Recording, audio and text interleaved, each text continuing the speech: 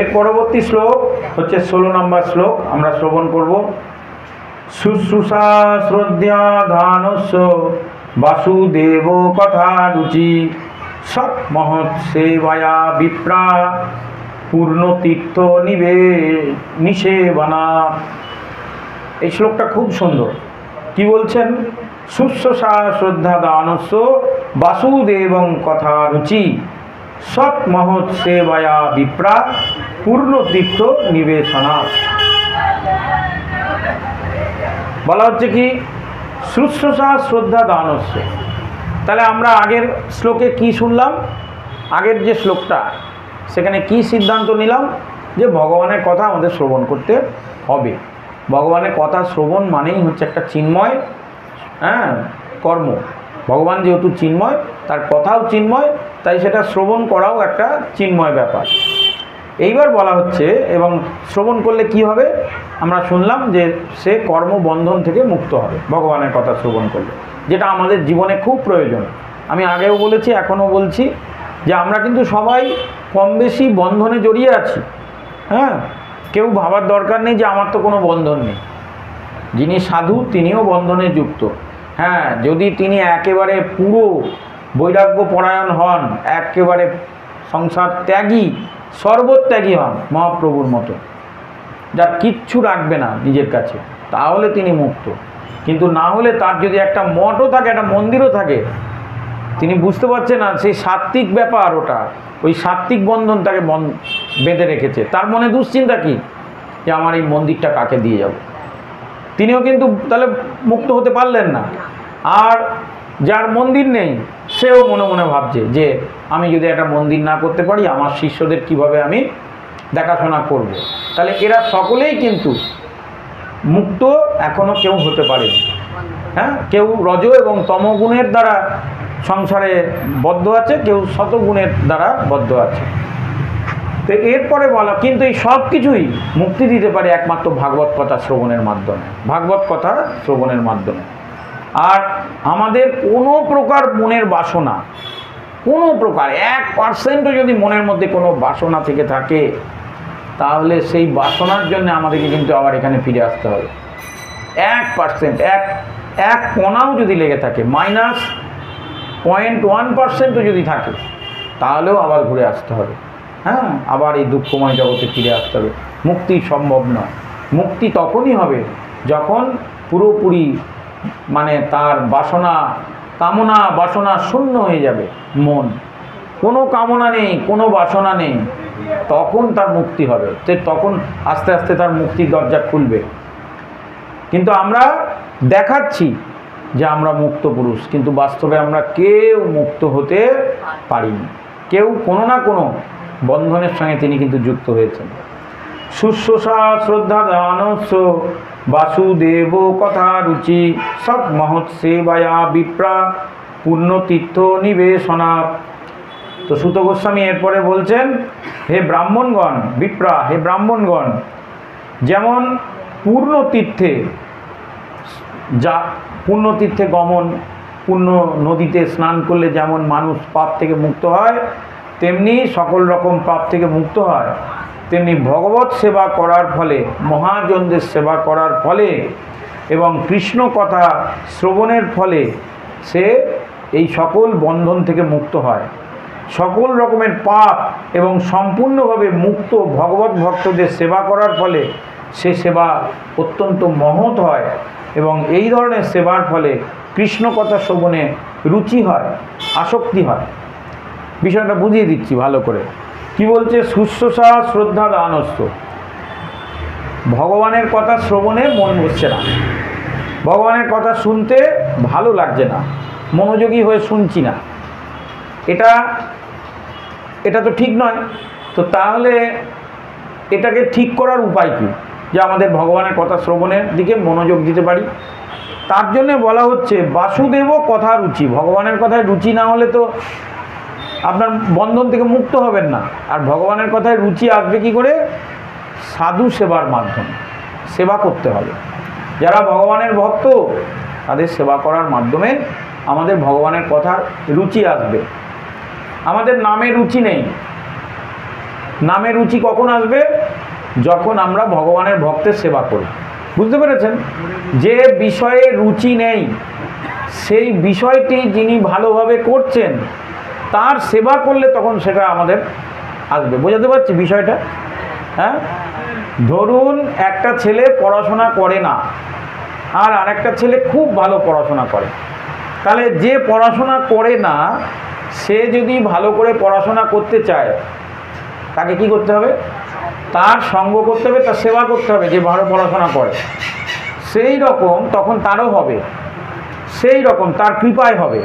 সেই রকম আমাদের যদি এখনো পর্যন্ত ভগবানের কথা শ্রবণের রুচি না এসে থাকে তাহলে যিনি ভগবানের পরম ভক্ত তার সেবা আমাদের করতে হবে। এই সেবা করলে তখন কি হবে? ভগবানের কথায় আমাদের রুচি আসবে, আর ভগবানের কথায় রুচি এলেই তখন আমরা বন্ধন থেকে মুক্ত হতে পারব। আপনারা এর আগে নিশ্চয়ই শুনেছেন যে আমাদের শাস্ত্রে একটা খুব সুন্দর কথা আছে যে এই যে ভগবানের যে কৃষ্ণ প্রেম, এই কৃষ্ণ প্রেম প্রাপ্ত হতে গেলে পরপর পরপর অনেকগুলো স্তর কিন্তু আমাদেরকে পার হতে হয়। তার মধ্যে প্রথম হচ্ছে শ্রদ্ধা। শ্রদ্ধাবানম লভতে জ্ঞানম। যিনি শ্রদ্ধাবান ব্যক্তি সেই শ্রদ্ধাবান ব্যক্তি জ্ঞান লাভ করতে পারবে। যার মধ্যে শ্রদ্ধা নেই তার জ্ঞান আসবে না, তার জ্ঞান লাভ সম্ভব নয়। প্রেম তো অনেক দূরের কথা, কৃষ্ণ প্রেম তো অনেক পরে, আগে তো শ্রদ্ধা। তাহলে অত শ্রদ্ধা, তারপর হচ্ছে সাধু সঙ্গ।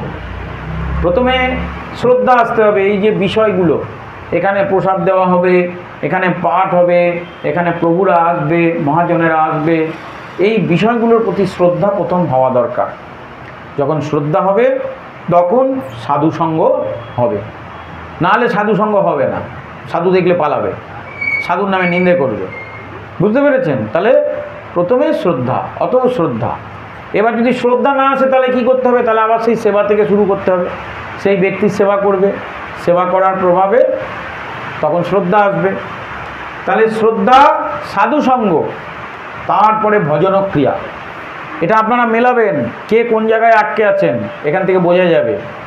তারপরে হচ্ছে ভজনের ক্রিয়া। দরকার হলে প্রশ্ন করবেন আমাকে যে আমি এই জায়গায় আটকে গেছি। ভজন, যদি ভজন ঠিক মতো না হয় তাহলে পরের স্তরে আপনি যেতে পারবেন না। ভোজন বলিনি কিন্তু, ভজন। হরে কৃষ্ণ। ভোজনক্রিয়া নয়, ভজনক্রিয়া। তাহলে ভোজনক্রিয়া হচ্ছে পাঠের পর, কিন্তু পাঠে হবে ভজনক্রিয়া। তাহলে প্রথম হচ্ছে শ্রদ্ধা, আমাদের সকলের মধ্যে আশা করি শ্রদ্ধা এসে গেছে। এরপরে সাধুসঙ্গ, তাই আমরা সাধুসঙ্গ করছি। এই দুটো স্তর আমরা এখানে যারা আছি সবার পার হয়ে গেছি। তৃতীয় স্তর হচ্ছে কি? ভজনক্রিয়া, সাধন ভজন। আমরা কি করছি ঠিকমতো? যদি সাধন ভজন ঠিকমতো করছি তাহলে আমরা ওই স্তরও পার হয়ে গেছি। আর যদি সাধন ভজনে আমাদের মন বসছে না, বা যতটা আমি চাইছি ততটা পারছি না করতে, বা অল্প পারছি, তাহলে আপনাদের কিন্তু সেবা শুরু করতে হবে। সব সমস্যার সমাধান সেবা, সেবা সেবা করতে হবে। সেবা করলেই আবার ওই জায়গাটা রিপেয়ার হয়ে যাবে। আর ভজন না হলে কিন্তু কিচ্ছু হবে না। ভক্তি জীবনের মূল আধারই হচ্ছে ভজন, সাধন ভজন। সাধন ভজন যদি বিঘ্ন হয় বা কমে যায়, কেউ বলতে পারেন আমি তো আগে অনেক জপ করতাম এখন আর পারছি না, তাহলে জানতে হবে কোথাও কোনো অপরাধ হয়েছে, কোথাও কোনো অপরাধ হয়েছে। তাই ভগবানের কাছে আমাদের প্রার্থনা করতে হবে যে হে প্রভু, যদি বাস্তবে আমার জীবনে কোথাও কোনো অপরাধ হয় আমাকে আপনি নিজ গুণে ক্ষমা করুন। নিজ গুণে, আপনার তো অনেক গুণ, আমার তো কোনো গুণ নেই। ভগবানের কাছে ক্ষমা চাইতে হবে। আর যদি কখনো স্মরণে এসে যায় যে আমি কোথাও কোনো বৈষ্ণব অপরাধ করেছি কিনা, আমি কোনো ভক্তের চরণে অপরাধ করেছি কিনা, ভালো করে মনে রাখবেন যে সাধন পথে এগোনোটা খুব কঠিন। দীক্ষা নিয়ে নেওয়া সহজ, কিন্তু দীক্ষার পর সাধন ভজন করে এগিয়ে যাওয়াটা এটা বড় কঠিন ব্যাপার। কিছুদিন হবে, তারপরে আস্তে আস্তে সাধন ভজন নষ্ট হয়ে যেতে পারে। যদি এই পরিস্থিতিতে কেউ থাকেন তখন ভগবানের কাছে প্রার্থনা করতে হবে যে হে প্রভু আপনি কৃপা করুন। তাহলে বৈষ্ণব অপরাধ হয়েছে কোথাও, হয় বৈষ্ণব অপরাধ না সাধুচরণে অপরাধ। এবার সেটা যদি মনে পড়ে যায় তাহলে সঙ্গে সঙ্গে গিয়ে তাদের কাছে গিয়ে ক্ষমা চাওয়া, ভগবানের কাছে ক্ষমা চাওয়া, বা নিরন্তর ভগবানের কাছে প্রার্থনা করা যে আমি জানি না কোথায় অপরাধ হয়েছে, আমি জানি না, তা আপনি আমাকে কৃপা করে আমাকে রক্ষা করুন, নাহলে আমার ভজন হচ্ছে না। সারাদিন এমন কাজের মধ্যে ফাঁসিয়ে দেবে মায়া যে আপনার আর সাধন ভজন হবে না। হ্যাঁ, তো তাহলে ভজনক্রিয়া, এই ভজনক্রিয়ার পরে হবে অনর্থ নিবৃত্তি। অনর্থ নিবৃত্তি মানে যে জিনিসগুলো সাধন ভজনের অনুকূলে নয়, প্রতিকূলে, সেগুলো আস্তে আস্তে আপনার জীবন থেকে সরে যাবে। তাহলে ভজন না হলে কিন্তু আপনি এগোতে পারবেন না। তো যখন ভজন হবে ঠিকমতো, তখন অনর্থ নিবৃত্তি হবে, মানে যা কিছুর জীবনে প্রয়োজন নেই সেগুলোকে এড়িয়ে চলতে হবে। আমরা আগের দিন চৈতন্য চরিতাম, এই চৈতন্য ভাগবত যখন আমরা আলোচনা করছিলাম গৌড়সঙ্গ মন্দিরে, তখন আমরা শ্রবণ করছিলাম না যে আমাদের জীবন হচ্ছে কলহপ্রিয়, আমরা কলহ করতে ভালোবাসি। এমনই অবস্থা যে কলহ একদিন না করলে আমাদের পেটের ভাত হজম হয় না। কলহ না করতে পারলে, হয়তো নিজের ঘরে কলহ নেই, তখন বাইরে থেকে অন্যের কলহ আমরা ডেকে নিয়ে আসি, জানো ওই বাড়িতে এই হয়েছিল, সেই বাড়িতে সেই হয়েছিল, বলে স্বামী স্ত্রীতে ঝগড়া লেগে গেল। যাক, আজকের দিনের কোর্স কুটা কমপ্লিট, যে ঝগড়া হয়েছে। জয় জয় শ্রী শ্রী ভগবত কথা কি। হ্যাঁ, মনে রাখবেন মাঝে মাঝে হাসতে হয়। जो हंसे उसका घर बसे, और जिसका घर बसे पूछो कभी हंसे। বুঝতে পেরেছেন বাংলাটা? जो हंसे उसका घर बसे, और जिसका घर बसे पूछो कभी हंसे। মানে যদি আপনি হাসেন তাহলে আপনার ঘর সংসার হবে, আর যার ঘর সংসার হয়েছে তাকে গিয়ে প্রশ্ন করবেন আপনি কখনো হেসেছিলেন? সংসার হওয়ার পর আর হাসতে পেরেছিলেন? এটা হচ্ছে কথা। जो हंसे उसका घर बसे, और जिसका घर बसे पूछो कभी हंसे।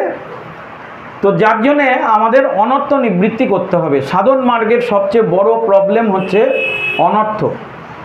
আমাদেরকে বুঝতে হবে যে কোনটা আমাদের ভজন পথের বাধা, সে বাধাগুলোকে আমাদের সরাতে শিখতে হবে একটু একটু করে। তাকে এড়িয়ে চলতে হবে।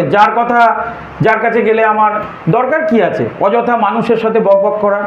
তার থেকে আপনি কিছু জপ করুন, কিছু সাধনা করুন, একটু ধ্যান করুন, একটু যোগব্যায়াম করুন, একটু প্রাণায়াম করুন। হ্যাঁ, তাও ভালো, কিন্তু নিজের আত্মমঙ্গলের জন্য কর্ম করুন। আর বাকি যা কিছু অপ্রাসঙ্গিক, যা আপনার জীবনে প্রয়োজন নেই, সেগুলো থেকে নিজেকে এড়িয়ে চলুন। এই যখন করবেন তখন আস্তে আস্তে আপনার জীবনে চলে আসবে নিষ্ঠা। এই নিষ্ঠাটা খুব প্রয়োজন। নিষ্ঠার জন্যেই সব কিছু নষ্ট হয়ে যায়, নিষ্ঠা না থাকলে। নিষ্ঠা, আর যখন নিষ্ঠা আসবে তখন আসবে রুচি। নিষ্ঠার পরের স্তর হচ্ছে রুচি। তাহলে আপনাদেরকে বুঝতে হবে যে আমরা কে কোন স্তরে আমরা এখন রয়েছি, কে কোন জায়গায় আটকে গেছি। যদি মনে করেন যে আমার নিষ্ঠাটা ঠিকমতো হচ্ছে না, আমি ওই জায়গায় আটকে গেছি, এটা আত্মবিশ্লেষণ। এর জন্য আপনাকে ধ্যান করতে হবে, প্রাণায়াম করতে হবে, দিয়ে মনে মনে চিন্তা করতে হবে যে আমার কি নিষ্ঠায় ত্রুটি আছে। যদি নিষ্ঠায় ত্রুটি থাকে, আমি কি বলেছিলাম, যে কোনো আপনার যে জায়গাটা আপনার আটকে যাচ্ছে তার একমাত্র কর্ম হচ্ছে সেবা। তখন কোনো নিষ্ঠাবান ব্যক্তির সেবা আপনাকে শুরু করতে হবে, যার মধ্যে আপনার থেকে বেশি নিষ্ঠা আছে। সে আপনাকে দেবে না সেবা করতে, তবু বলবেন যে না প্রভু, কিছু না থাকলে আপনার বাড়ির দুটো বাসন গিয়ে মেজে দিয়ে আসবে। আচ্ছা ঠিক আছে, আমি সপ্তাহে 2 দিন আপনার একটু বাজার করে দিয়ে আসবো। বা আপনার যদি কখনো ডাক্তারের কাছে যেতে হয়, আমার বলবেন আমি নিয়ে যাব। এই যে আপনি সেই মানে আপনার থেকে উচ্চ ভক্ত, তার সেবার মাধ্যমে সেই জায়গাটা আপনার রিপেয়ার করা সম্ভব হবে। তাহলে নিষ্ঠার পরে আসবে রুচি। এইখানেই কিন্তু আমাদের আসল বিষয়টা রয়েছে। আমরা যেটা আলোচনা করছিলাম, শুশ্রূষা শ্রদ্ধা দানস্য বাসুদেব কথা রুচি। ভগবানের কথায় আমাদের রুচি নেই। লুচি বলিনি কিন্তু, কেউ লুচি শুনছেন নাকি যে কৃষ্ণ কথার পর লুচি দেওয়া হবে? হ্যাঁ, রুচি। ভগবানের কথায় আমাদের রুচি নেই, লুচির প্রতি খুব রুচি, কিন্তু কৃষ্ণ কথায় রুচি নেই। তার কারণ হচ্ছে আগেরগুলো যেগুলো আমরা বললাম, পর আমরা সেই জায়গাগুলো। তো বাসুদেব কথা রুচি, ভগবানের কথায় রুচি না আসলে বন্ধন থেকে মুক্ত হতে পারবেন না। নিজের সাধন বলে, নিজের জপ এবং তপস্যার দ্বারা আমরা ভগবানের পথে এগোতে পারবো না। তার জন্য আমাদের রুচির খুব প্রয়োজন। এই যে আপনাদের রুচি আছে, কি করে প্রমাণ হবে রুচি আছে? এই ঝমঝম করে বৃষ্টি পড়ছে, এই ভয়ঙ্কর ওয়েদার, আর এই ওয়েদারের মধ্যে আপনারা বসে হরিকথা শ্রবণ করছেন। এর থেকে বড় প্রমাণ আর কী হতে পারে? আবার এটাও হতে পারে যে না প্রভু, এসে গিয়েছিলাম, এখন ফেঁসে গেছি, আর যেতে পারছি না। হ্যাঁ, এমন বৃষ্টি হচ্ছে আর এখান থেকে সরার কোনো রাস্তা নেই। আর ভগবানের কথায় রুচি যখন আপনার এসে যাবে, ভগবানের কথা শ্রবণে যেদিন রুচি এসে যাবে, জানবেন আপনি অনেক পথ অতিক্রম করে ফেলেছেন, অনেক দূর এগিয়ে গিয়েছেন। তো তাই রুচির পরে হবে আসক্তি। তখন সেই যে বিষয়ের প্রতি আমাদের রুচি নেই তার প্রতি আমাদের আসক্তি আসে না, কিন্তু যে বিষয়ের প্রতি আমাদের খুব রুচি, হ্যাঁ, তখন সেই বিষয়ের প্রতি আমাদের একটা আসক্তি আসে। আসক্তির পরে আসবে ভাব, আর ভাবের পরে আসবে মহাভাব, তারপরে আসবে কৃষ্ণ প্রেম, যেটা মনুষ্য জীবনের অরিজিনাল বস্তু। তাহলে সেই কৃষ্ণ প্রেমে যেতে গেলে, সেই কৃষ্ণ প্রেমের সেই পর্যায়ে যেতে গেলে আমাদের কতগুলো স্তর অতিক্রম করতে হবে আপনারা বুঝতেই পাচ্ছেন। তো তাই বলে হচ্ছে সৎ মহৎ সেবায়া বিপ্রা পুণ্য তীর্থ নিবেশনা। তো ভগবানের বিরুদ্ধ আচরণ করার ফলে জীব বদ্ধ দশায় পতিত হয়। আজকে আমরা যে যেখানেই থাকি না কেন, কেউ 5 তলায় থাকি, কেউ গাছতলায় থাকি, কিন্তু থাকি তো কোথাও। কিন্তু মনে রাখবেন, যিনি 5 তলায় থাকেন তিনিও কিন্তু তার জগৎ থেকে পতিত হয়ে এই মৃত্যু লোকে এসেছেন, আর যিনি গাছতলায় থাকেন তিনিও কিন্তু পতিত হয়েছেন, সব পতিত জীব। তো তাই এই পতিত জীব কেন হলো? ভগবানের বিরুদ্ধে আচরণ করার ফলে। আমরা কখনো না কখনো ভগবানের বিরুদ্ধে আচরণ করেছি। তাই কিছু মানুষ আছে যাদের বলা হয় দেব, আর কিছু মানুষ আছে যাদের বলা হয় দানব বা অসুর। কেন বলা হয়? পার্থক্য কি? দুজনেই তো মনুষ্যের মতোই দেখতে, দুটো হাত দুটো পা, হ্যাঁ, কিন্তু আচরণের ফারাক আছে। এক ধরনের মনুষ্য যাদের ভগবানের প্রতি তাদের আসক্তি আছে, যারা ভগবানের কথা মেনে চলে, ভগবানের আইনকে প্রাধান্য দেয়, তাকে বলা হয় দেব।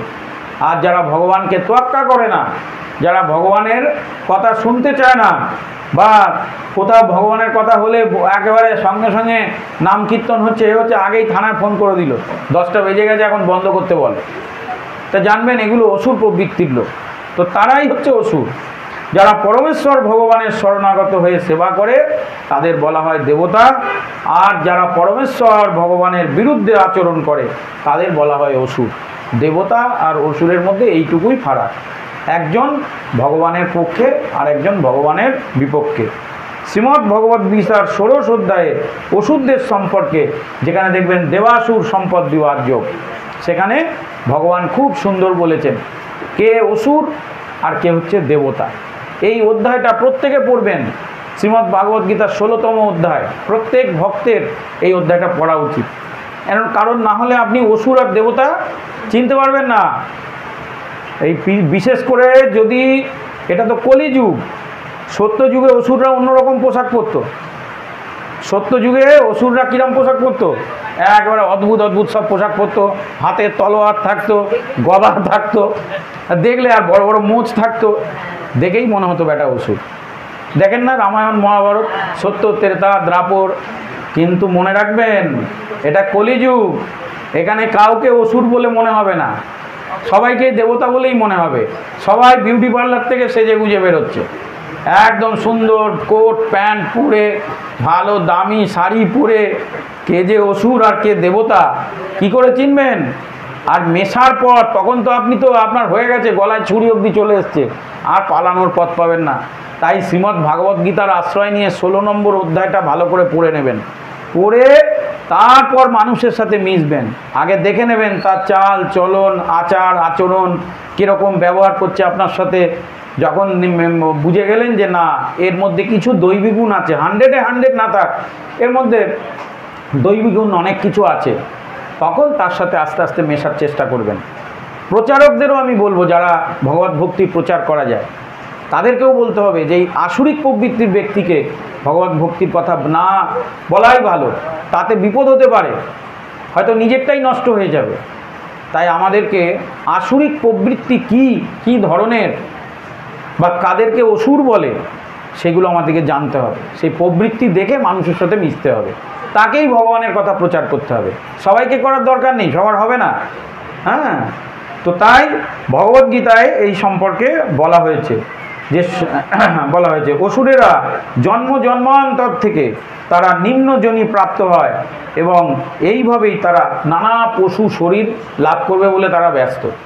হ্যাঁ, তারা যত খুশি পশু আহার করছে, তারা জানে কোনো চিন্তা নেই, আর যখন যা হবে দেখা যাবে, এখন তো ভালো করে খেয়ে দিয়ে নাও, চিন্তার কি আছে। হ্যাঁ, মানে তারা ওই পশু শরীরটা প্রাপ্ত হবে বলে আর নরকে গিয়ে সে তাদের বাবা কাকা জ্যাঠা ওদের সঙ্গে দেখা করবে বলে ব্যস্ত। এই হচ্ছে তাদের প্রবৃত্তি, তার জন্য আসুরিক আচরণ করছে। কিন্তু যারা ভগবানের ভক্ত হতে চায়, যারা ভগবানের ভক্তিপথে চলতে চায়, তাদেরকে ওই বিষয়গুলো থেকে এড়িয়ে চলতে হবে। ওইটাকেই বলা হচ্ছে অনর্থ নিবৃত্তি। তাহলে প্রবৃত্তিগুলো আমাদের বুঝতে হবে এইভাবে। হ্যাঁ, পরমেশ্বর ভগবানের ইচ্ছায় এই সমস্ত অসুররা বিভিন্ন স্থানে নিত্যমুক্ত ভগবত কৃপার প্রভাবে কলুষমুক্ত হয়ে কৃষ্ণ ভাবনার অমৃত লাভ করতে পারে। এই অসুরদেরও একদিন মুক্তি হবে, যখন কোনো ভগবানের পরম ভক্ত যখন তাকে কৃপা করবে বা ভগবান স্বয়ং তাকে দণ্ড দেবে, তখন তার হবে। হ্যাঁ, তো ভগবানের এই ধরনের ভক্তরা, তো এইভাবে বলা হচ্ছে যে নাস্তিক ব্যক্তিরাও খানিকটা অসুরের মতন। তো সমাজকে যখন ভগবানের ভক্তরা আসেন, এদেরকে বলা হয় ভগবানের সত্তাবেশ অবতার। ভগবানের অনেক রকমের অবতার আছে, আমরা পূর্বে বহুবার আলোচনা করেছি। তার মধ্যে এক ধরনের অবতার যারা, তারা হচ্ছে সত্তাবেশ অবতার, ভগবানের ভক্ত।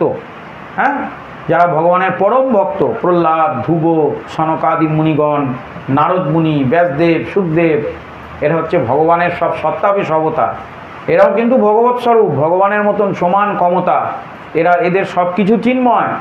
হ্যাঁ, এরা জড় নয়, এরা ভগবানের কথায়, ভগবানের কর্ম করবার জন্যে এই জড়জগতে এসেছে ভগবানের নির্দেশে। তাই সেই কর্ম করে তারা চলে যাবে। তো এদের বলা হয় ভগবানের সত্তাবেশ অবতার। এবার সত্তাবেশ অবতার কী করে চিনবেন? প্রথম লক্ষণ হচ্ছে সে নিজেকে কখনো ভগবান বলে দাবি করবে না। জয় জয় যদি ভগবত কথা কি। এরকম যদি কাউকে পান যে ভগবানের ভক্ত হয়ে নিজেকে দাবি করছে আমি তো ভগবান, বা আমি একেবারে ভগবতময় হয়ে গিয়ে স্বয়ং ভগবান হয়ে গেছি, তাহলে জানবেন সে ভক্তরূপে আসলে সে অসুর। কিন্তু না হলে সে কিন্তু ভগবানের সত্তাবেশ অবতারও হতে পারে, যদি সে নিজেকে ভগবান বলে মনে না করে। ভগবান বলে যখনই সে নিজেকে মনে করবে, সে যতই বড় মহা সাধক, ভজনানন্দী মানে শ্রেষ্ঠ পুরুষ হোক না কেন, তখনই জানতে হবে সে কিন্তু আসুরিক প্রবৃত্তির ব্যক্তি। কারণ যিনি ভগবানের সত্তাবেশ অবতার হবেন, তিনি কখনো নিজেকে ভগবানের অবতার বলে দাবি করবেন না। তিনি কখনো নিজেকে ভগবান বলে দাবি করবেন না, তিনি নিজেকে ভগবানের দাস মনে করবেন। এটাই সবচেয়ে বড় ব্যাপার। সুখদেব গোস্বামী কোথাও বলেছে আমি ভগবান, ব্যাসদেব কোথাও বলেছে আমি ভগবান, নারদ মুনি, সনাতন গোস্বামী, এই আমাদের নারদ মুনি, সনকাদি মুনিগণ, ব্রহ্মা, এরা কোনো সময় বলছে আমি ভগবান? কেউ বলছে না। এমনকি শিব শঙ্করও বলে না যে আমি ভগবান। তিনি বারবার বলে আমি ভগবানের ভক্ত, আমি ভগবানের দাস। আমরা তাকে ভগবান বানাচ্ছি, কিন্তু তিনি নিজেকে ভগবান বলছেন না, একবারও বলে না। তাই যিনি ভগবানের মতো শক্তি লাভ করেও, ভগবানের কথা প্রচার করেও, যেভাবেই হোক, তিনি যখন নিজেকে ভগবান বলে দাবি করবেন, জানতে হবে তার বিষয়টা ঠিক নয়। তাহলে যে সমস্ত ভক্ত ভগবত ধামে ফিরে যেতে চান, তারা ভগবানের সেবকদের ভগবানের মতনই শ্রদ্ধা করবেন।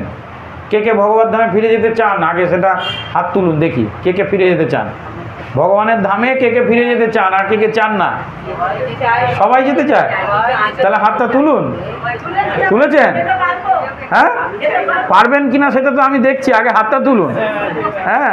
এবার আচ্ছা, এক হাত ধরে বেশিক্ষণ ধরে থাকতে পারবেন না, দুটো হাত তুলুন।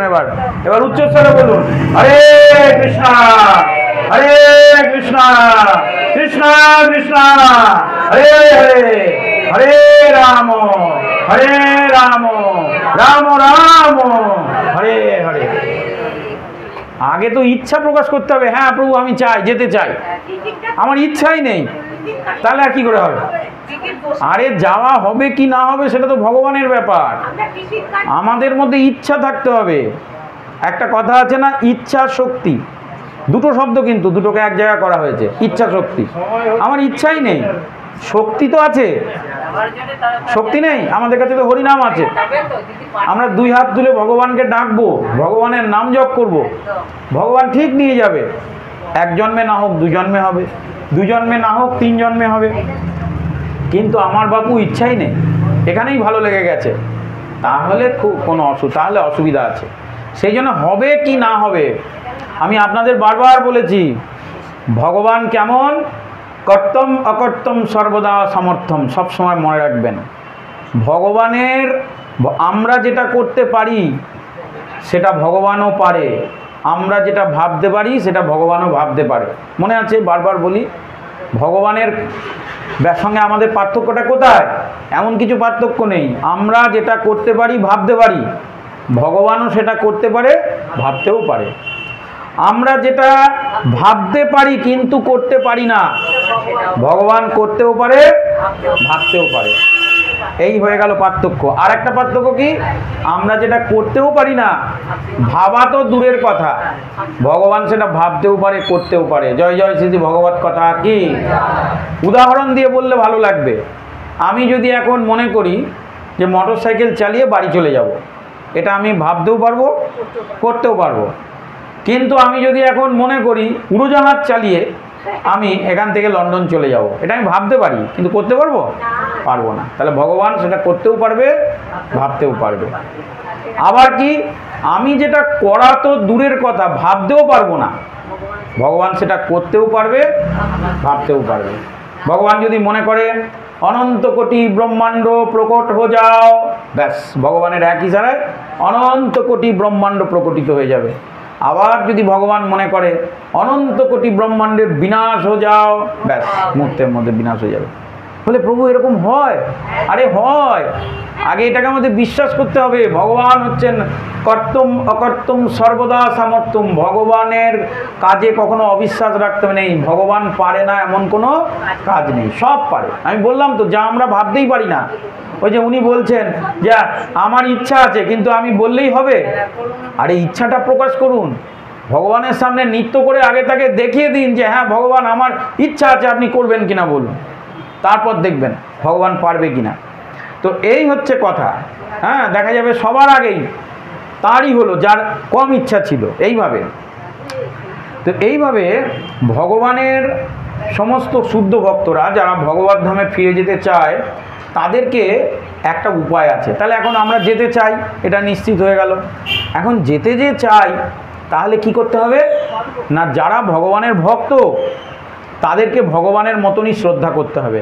যদি শ্রদ্ধা না থাকে, হ্যাঁ, তাহলে কিন্তু আমাদের মধ্যে সেই জিনিসটা হবে না। তাহলে ভগবান বলছেন যে আমার থেকে বড় হচ্ছে নাম, আর নামের থেকে বড় হচ্ছে ভক্ত। তাহলে ভগবানের যারা ভক্ত তাদেরকে ভগবানের মতোই শ্রদ্ধা করতে হবে। হ্যাঁ, যদি ভক্তকে শ্রদ্ধা না করেন তাহলে কিন্তু আপনি ভগবানকে কোনোদিন ভালোবাসতে পারবেন না। তাই জন্য ভগবানের ভক্তকে শ্রদ্ধা করতে হবে। ফিরে যাওয়ার রাস্তা আজকে বলে দিয়ে যাব। ভগবানের এই স্মরণের সেবকদের বলা হয় মহাত্মা। মহাত্মা বলে তাদের, মহান আত্মা, যিনি ভগবানের চরণে নিজেকে সমর্পণ করে দিয়েছেন, যিনি ভগবানকে ভালোবাসেন, ভগবানকে প্রেম করেন, তিনি হচ্ছেন মহাত্মা। তো সেই মহাত্মাদের আমাদের ভগবানের মতন শ্রদ্ধা করতে হবে। তীর্থস্থান অনুসারে যারা ভগবানের বাণী প্রচার করেন তাদেরকে ভালোবাসতে হবে। ভগবানের সেবকেরা মানুষকে ভগবানের ভক্ত হওয়ার জন্য অনুপ্রাণিত করেন, তাদেরকে ভালোবাসতে হবে। যারা ভগবানের সেবায় নিযুক্ত হয়ে গেছেন, ধরুন এখানে যারা ভগবানের সেবা করছিলেন আমি এসে দেখলাম, এই যে কেউ আরতির জন্য সব রেডি করছেন, কেউ ফল কাটছেন, এরাও ভগবানের সেবা করছেন। সবাইকে শ্রদ্ধা করতে হবে, সবাই সবাইকে শ্রদ্ধা করবে। তো এইভাবে যখন কেউ ভগবানের ভক্তদের শ্রদ্ধা করবে, ভগবান তাদেরকে ঠিক কৃপা করবে। আর যদি ভগবানের ভক্তদের শ্রদ্ধা না করে, ভগবান সেটা কখনো বরদাস্ত করবে না। হ্যাঁ, সবাইকে শ্রদ্ধা করতে হবে। তাহলে চৈতন্য মহাপ্রভু ছিলেন পরমেশ্বর ভগবান এবং বৈদিক শাস্ত্রে আবির্ভাবে তার উল্লেখ রয়েছে। চৈতন্য মহাপ্রভুর আবির্ভাবের কথা আমাদের বৈদিক শাস্ত্রগুলোতে বর্ণনা রয়েছে, কিন্তু কখনো চৈতন্য মহাপ্রভু বলেছেন আমি ভগবান? কখনো নিজেকে তিনি তার ভগবতত্তা প্রকাশ করেছেন গোপনে কিছু ভক্তদের কাছে, কিন্তু কখনো নিজে মুখে তিনি বলেননি যে আমি ভগবান। কেউ যদি মহাপ্রভুকে স্বয়ং নারায়ণ বা কৃষ্ণ বা রাধার রূপ এরকম রাধাস্বরূপ এরকম বলে মহাপ্রভুকে বলেছেন, মহাপ্রভু সঙ্গে সঙ্গে কানে আঙুল দিতেন, কৃষ্ণ কৃষ্ণ কৃষ্ণ বলে চিৎকার করতেন, বলে এরম আমাকে বলো না, হ্যাঁ এরম আমায় বলো না, আমার শোনাটাও অপরাধ। মহাপ্রভুর এই আচরণ, তাহলে এর থেকে দেখা যাচ্ছে যে মহাপ্রভু তো স্বয়ং ভগবান, এটা আমরা জানতে পেরেছি বা বুঝতে পেরেছি, কিন্তু তার আচরণটা কীরকম? তিনি নিজেকে কখনো ভগবান বলে প্রমাণ করছেন না, তিনি নিজেকে প্রতিবাদ করছেন, যদিও নিঃসন্দেহে তিনি ছিলেন পরমেশ্বর ভগবান। ভগবান নিজেই এইভাবে আচরণ করে দেখাচ্ছেন। তাই কপটাচারী যেসব ব্যক্তিরা নিজেকে ভগবান বলে মনে করেন বা দাবি করেন কোনো মনুষ্য, তাহলে জানতে হবে সে প্রকৃতপক্ষে অসুর, সে ভগবানের ভক্ত নয়। ভগবানের সেবকেরা ভগবানের বাণী প্রচার করার জন্য আসেন। বুদ্ধিমান মনুষ্যের কার্য হচ্ছে তাদের সর্বতোভাবে সাহায্য করা। কেউ যখন ভগবানের বাণী প্রচার করতে চায় তাকে সাহায্য করা, সরাসরিভাবে ভগবানের সেবা করার মাধ্যমে সেবকের সেবা করার অধিক গুরুত্বপূর্ণ। সরাসরি ভগবানের সেবা করার থেকে যিনি ভগবানের সেবক তার সেবা করা অধিক গুরুত্বপূর্ণ। তার দ্বারা ভগবান অত্যন্ত প্রীত হন, কেননা এই ধরনের সেবকেরা ভগবানের বাণী প্রচার করার জন্য জগতে নানান বিপদের সম্মুখীন হন, তাই ভগবান তাদের অত্যন্ত প্রিয়। এই কথা শ্রীমদ্ ভাগবত গীতার আমি প্রমাণ সমেত এখানে নিয়ে এসেছি। 18তম অধ্যায়ের 69 নম্বর শ্লোকে ভগবান বলেছেন যে আমার যত, এখানে অনেক আছে কে কে আমার প্রিয়, যদিও ভগবান বলেছেন সকলেই আমার কি প্রিয়, কেউ আমার প্রিয় বা অপ্রিয় নয়। তারপরে আবার বলেছেন যে অনেক ব্যক্তি আমার প্রিয়, যারা যারা এই এই এই এই এই এই করেন। তার মধ্যে শ্রীমদ্ ভাগবত গীতার 18 অধ্যায়ের 69 নম্বর শ্লোকে 69, সেই শ্লোকে ভগবান এখানে প্রকাশ করেছেন যে সবচেয়ে আমার প্রিয়কে, এই ব্রহ্মাণ্ডে জগতে আমার সবচেয়ে প্রিয়কে, সেটা অর্জুনকে শ্রীমদ্ ভাগবত গীতার 18তম অধ্যায়ের 69 শ্লোকে 69 নম্বর শ্লোকে বলেছেন। কি বলছেন? ন চ তস্মান মনুষ্যেষু কশ্চিন প্রিয়কৃতম ভবিতা চ ন মে তদস্মান্ন তন্ন প্রিয়তর ভুবি। বলছে ন চ তস্মান মনুষ্যেষু কশ্চিন প্রিয়কৃতম ভবিতা চ ন মে তস্মাৎ অন্য প্রিয়তর ভুবি। যে এই জগতে আমার সবচেয়ে প্রিয়কে জানো অর্জুন? যে আমার কথা, ভগবানের কথা অন্যকে প্রচার করে, সে হচ্ছে আমার সবচেয়ে কাছের মানুষ, সবচেয়ে প্রিয়। এবং মনে রাখো হে অর্জুন, ভালো করে মনে রেখো, এই জগতে তার থেকে প্রিয় না আগে আমার কেউ ছিল, না এখন আছে, না আগামী দিনে থাকবে। তার থেকে বেশি প্রিয় আমার কেউ নেই। তাহলে যে ব্যক্তি ভগবানের কথা প্রচার করে সে হচ্ছে ভগবানের সবচেয়ে প্রিয়, সবচেয়ে কাছের মানুষ। তাই এই ধরনের ব্যক্তিরাই ভগবানের কাছে, ভগবানের সবচেয়ে প্রিয় বলে, তো এদের সেবা করলে, এই ধরনের মানুষের সঙ্গে যুক্ত থাকলে ভগবান তার প্রতি অত্যন্ত সন্তুষ্ট হন। এবং ভগবান বলছেন যারা তার মহিমা প্রচার করে, ভগবানের মহিমা প্রচার করে, যারা সত্যি করে ভগবানকে ভালোবেসে, যারা বাণিজ্যিক কারণে করছে তারা নয়, কিন্তু যারা সত্যি করে ভগবানকে ভালোবেসে ভগবানের বাণী প্রচার করছে, তারা কিন্তু জীবনে অনেক বিপদ আপদ সব কিছুকে তুচ্ছ করে তারা কিন্তু নিজের জীবনকে বিপন্ন করে এই সেবায় নিজেকে নিযুক্ত করে। হ্যাঁ, এই সেবায় নিজেকে নিযুক্ত করে। এই সেবাটা ওপর থেকে দেখলে মনে হয় খুব মধুর, কিন্তু এই সেবার মধ্যে অনেক কষ্ট আছে, অনেক তপস্যা করতে হয়, অনেক ভজন, অনেক পড়াশোনা, অনেক কিছু ত্যাগ করতে হয়, অনেক কিছু স্যাক্রিফাইস করলে তবে এই কাজটা করা যায়। তো তাই ভগবান বলছেন যে আমার এই ভক্তদের মধ্যে আমার সকল গুণ প্রকাশিত হয়। ভগবানের কথা যারা প্রচার করে তাদের মধ্যে ভগবানের অনেক শক্তি গুণ প্রকাশিত হয়। তার ফলে তিনি ভগবানের শ্রবণ করার, তো তিনি কী করেন, ভগবানের কথা প্রচার করেন। আর আমার এই সব ভক্তদের কাছ থেকে যারা ভগবানের কথা শ্রবণ করেন, হ্যাঁ, তিনিও তখন আমার প্রিয় হয়ে যায়। মানে যারা তার সঙ্গে যুক্ত থাকে, শ্রবণ করে বা সেবা করে, তিনিও তখন ভগবানের প্রিয় হয়ে যায়। আর ভগবানের কথা শ্রবণ করায় ঐকান্তিক আগ্রহের মাধ্যমে আমরা ভগবত ধামে ফিরে যাওয়ার যোগ্যতা লাভ করি। যোগ্যতা, হ্যাঁ, শ্রবণ করলেই যে ফিরে যাব এমন নয়, কিন্তু যোগ্যতাটা অর্জন হয়ে গেল। তো এই যোগ্যতার দ্বারা আমরা ধীরে ধীরে ধীরে ধীরে আমরা ভগবত ধামে ফিরে যেতে পারবো। জয় জয় শ্রী শ্রী ভগবত কথা কি।